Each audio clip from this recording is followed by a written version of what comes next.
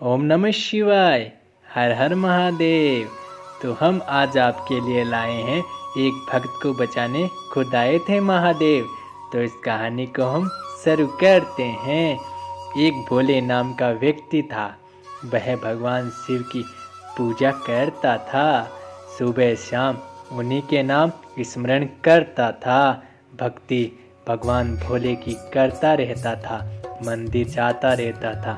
जब भी कोई बात होती थी वह तो बस एक ही बात कहता था, सब शिव जानते हैं, सब शिव जानते हैं। एक बार उसकी बहन की शादी तय हो गई थी। वह शादी को लेके बिल्कुल भी चिंतित नहीं था, क्योंकि वह जानता था कि सब शिव जानते हैं, सब शिव जानते हैं। उसकी बहन ने कहा कि भैया मेरी शादी तय हो गई है, आप कैसे करोगे, क्योंकि घर में तो कुछ भी नहीं है। उसने कहा सब शिव जानते हैं। ये कहकर एक सेठ जी के घर पे चला गया। सेठ जी के घर पे जाके बोलता है, सेठ जी मेरी बहन की शादी तय हो गई है, आप मुझे कुछ पैसे दे दीजिए। सेठ जी ने कहा पैसे तो मैं तुझे दे दूंगा, पर इसका ब्याज लगेगा। उस भोले ने कहा कि मैं ब्याज दे दूंगा, आप मुझे 2 साल की मोहलत दे दीजिए, ताकि मैं आपको ब्याज और मूल दोनों साथ में दे दूंगा।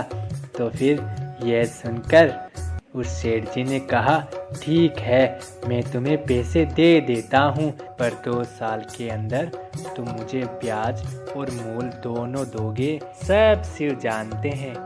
उसने पैसे उसको दे दिए और वह वहाँ से चला गया। उसके बाद में उसने अपनी बहन की शादी की। शादी के बाद एक दूसरे गांव में चला गया।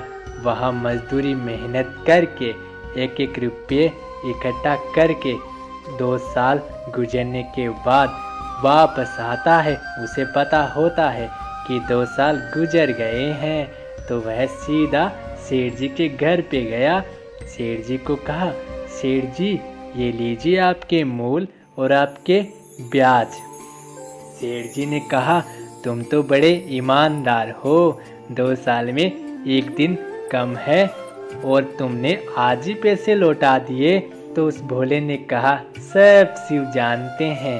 ऐसा कहकर उसको पैसे दे दिए और वह पूरा हिसाब लिख दिया, एक हिसाब की पर्ची।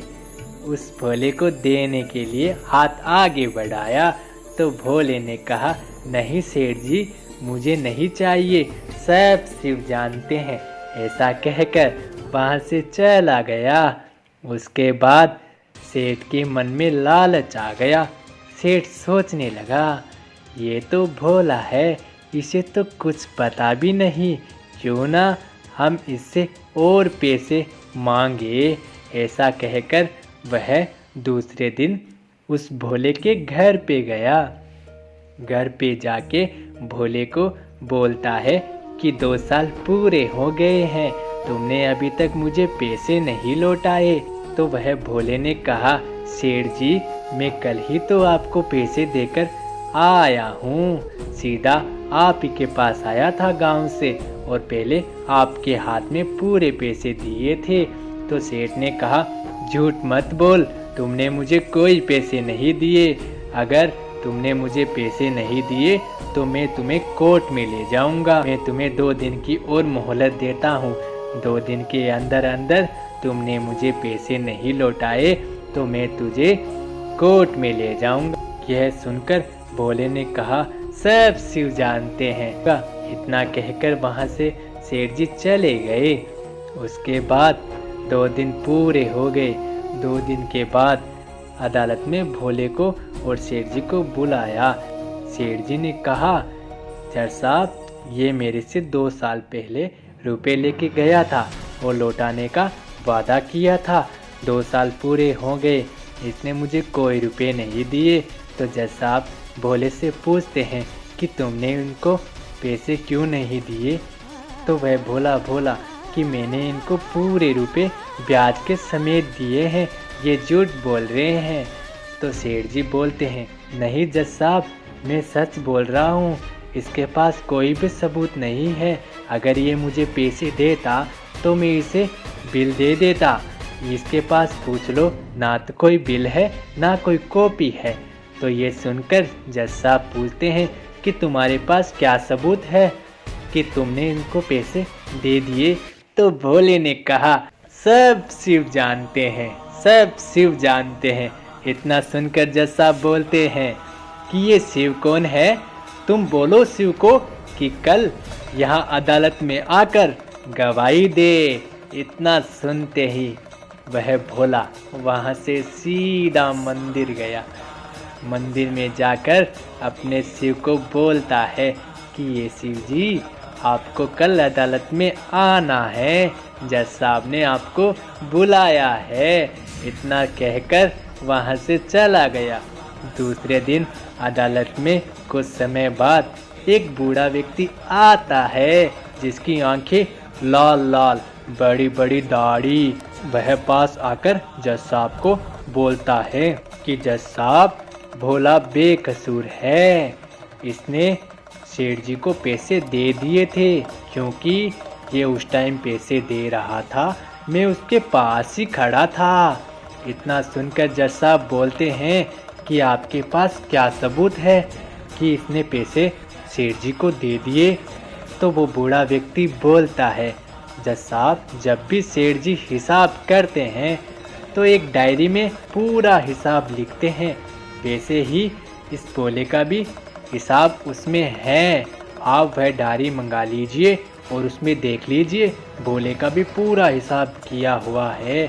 इतना सुनकर जज साहब वहाँ से वो डायरी मंगा लेते हैं, जिसमें भोले का भी पूरा हिसाब था।